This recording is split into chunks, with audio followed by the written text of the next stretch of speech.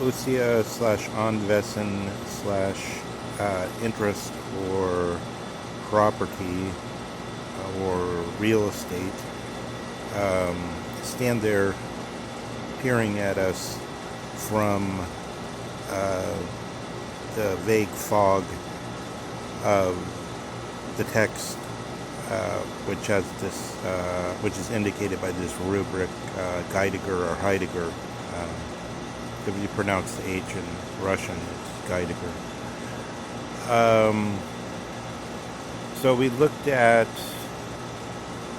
last time somebody who's not particularly, let's say, trying to court Heiddeger, so far as I can see, although the best he could muster was to say that an eminent luminary, Richard Rorty, has recommended Heiddeger very highly. But now let's look at, or at least indicate the direction of a couple interpretations of Heiddeger by Heiddegerians. So one, the Sheehan interpretation, and then I just want to point briefly to the David Kleinberg-Levin. The latter as more the character of a sort of late modern scholar tucked away in a nice, cozy European town somewhere, producing something like gravity and piety, but also something like an arch temper and a kind of super intellectual flavor. Derrida, Judith Butler, things like that. An interpretation with obviously based on a thorough and nuanced knowledge of the text. So the Thomas Sheehan interpretation is spectacularly worthy amongst current thinking on Heidegger and current attempts to guide us on what we are dealing with when we approach this overwhelming citadel of Heidegger, like a face of a castle which was made for defense, very towering and almost no windows. His interpretation,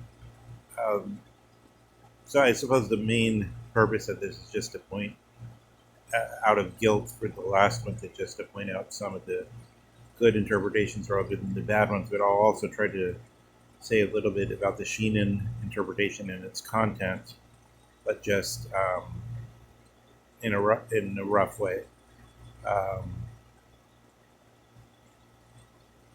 The main claim he seems to be making is that we can identify Heidegger's thinking with passion or pathos. Something like the way that one would say we get into a very Nietzschean situation. We've sort of perched in I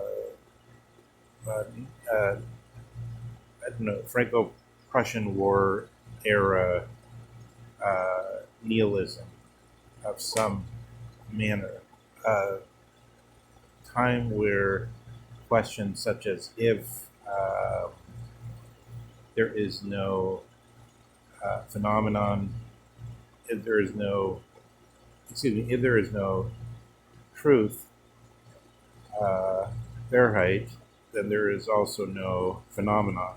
Or in another statement, Nietzsche says, if there's no Wahrheit, there's no Tatsache, uh, which is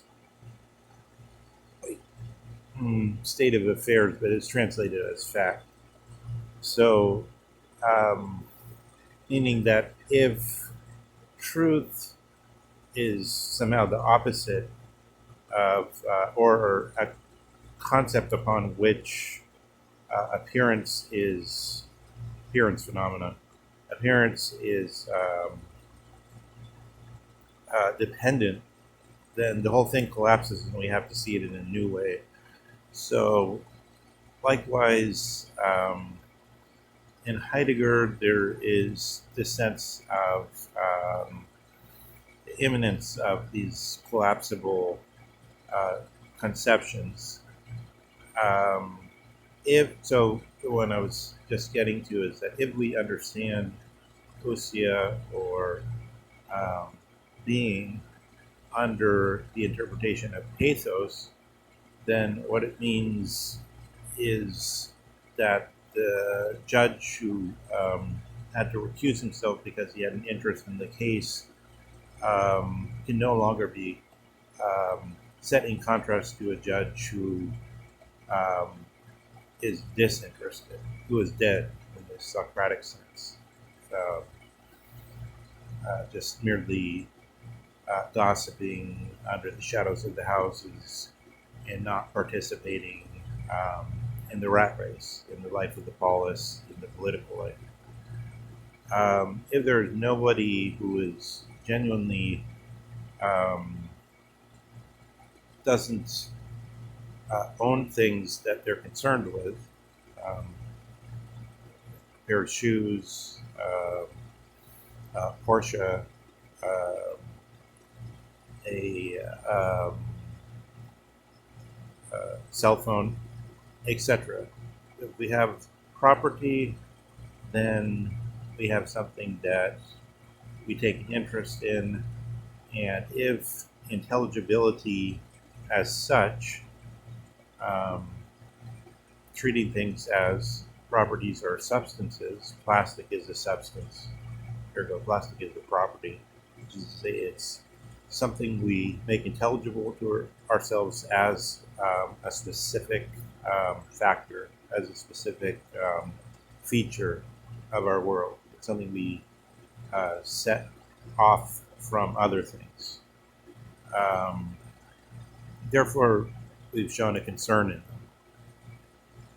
This interpretation has a lot to say for it, and I'll just indicate that it makes for a nice avenue of incursion into overlaying, superimposing Nietzsche on Heidegger and seeing how that fits, superimposing Plato on Heidegger, which actually Sheenan pushes towards saying Heidegger is really just asking the same questions as Plato about aeatia, or the why of things, about the arche, or the first step.